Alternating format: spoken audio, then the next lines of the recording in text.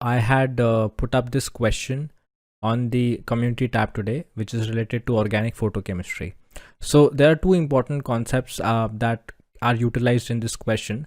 The first one is that when you are carrying out the photochemical reaction of cyclopentanone, it is very, very important that in what conditions you are carrying out the reaction.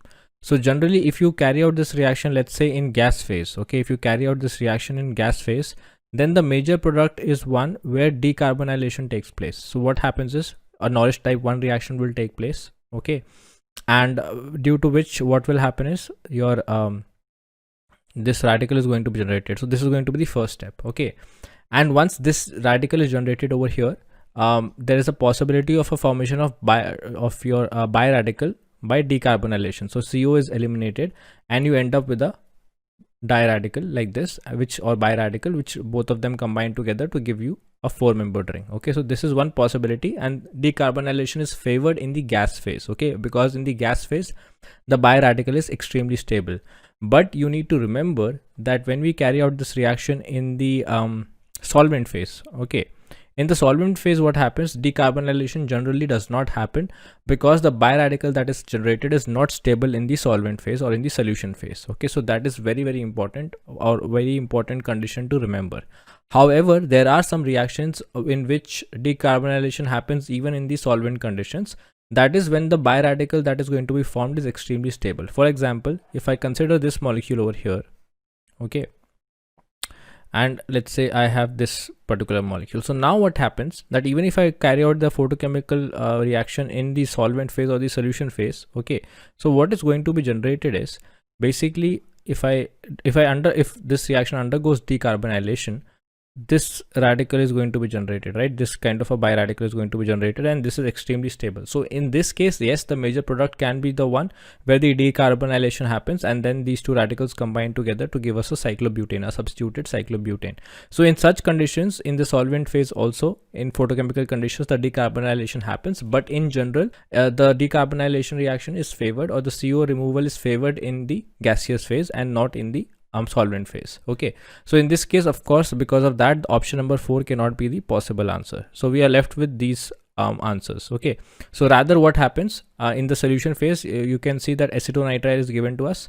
So let me just write down over here what will be the first step.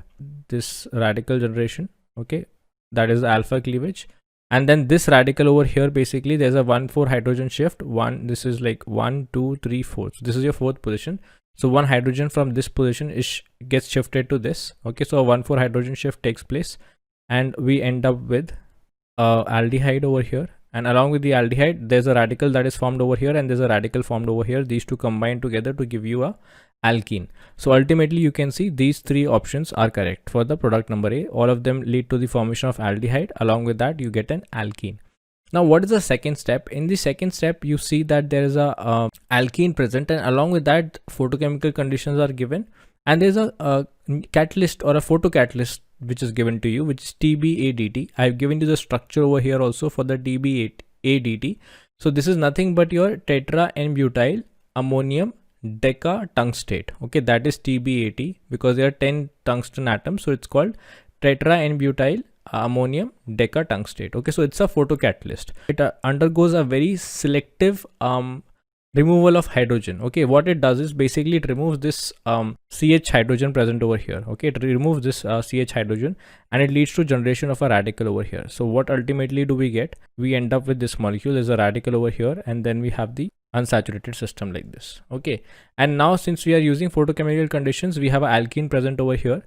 So this alkene is basically you can always convert the alkene into radical species so that it becomes easy for you to visualize.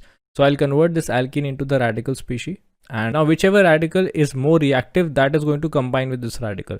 So this radical over here and this radical over here, this is the more reactive radical. So these two are going to combine together, and so ultimately you will end up with the option number 2 as the correct answer. Okay, so this is going to be the correct answer. In this case, there were 2 important concepts. First of all was Norris type 1 reaction, that what happens in gas phase and what happens in solution phase.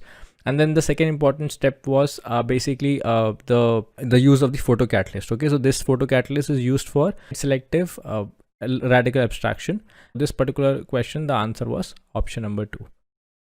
I'm teaching live on the Unacademy platform in the CSIR UGC NET category, where I'm taking both the free classes as well as the paid courses. So if you want to get access to the free classes, all you have to do is download the Unacademy app, and when joining the CSIR UGC NET category, you have to use the unlock code, that is SETHI. This is absolutely free of cost and you will get access to all my classes. While if you want to take the paid subscription or the plus subscription, there is a subscription fee for that, and if you want some discount on the subscription fee, you can use the referral code SETHI. This will give you 10% discount. On top of that, you will also get access to my WhatsApp group, where I frequently post a lot of updates related to exams and other things. In addition, with the plus subscription, what all benefits you are going to get? Well, you can watch all my sessions. Apart from that, you can watch other sessions that are available from other educators in the CSIR UGC NET category. You will also get a frequent mock test for the examination for your practice, and some doubt solving sessions as well. So if you're interested in joining the plus platform, you can definitely check out the free classes first and then take a decision to take the plus classes. Do not forget to use these referral codes. This will give you a discount for the plus subscription, and this code you have to use when you're joining the app to get access to all my free classes.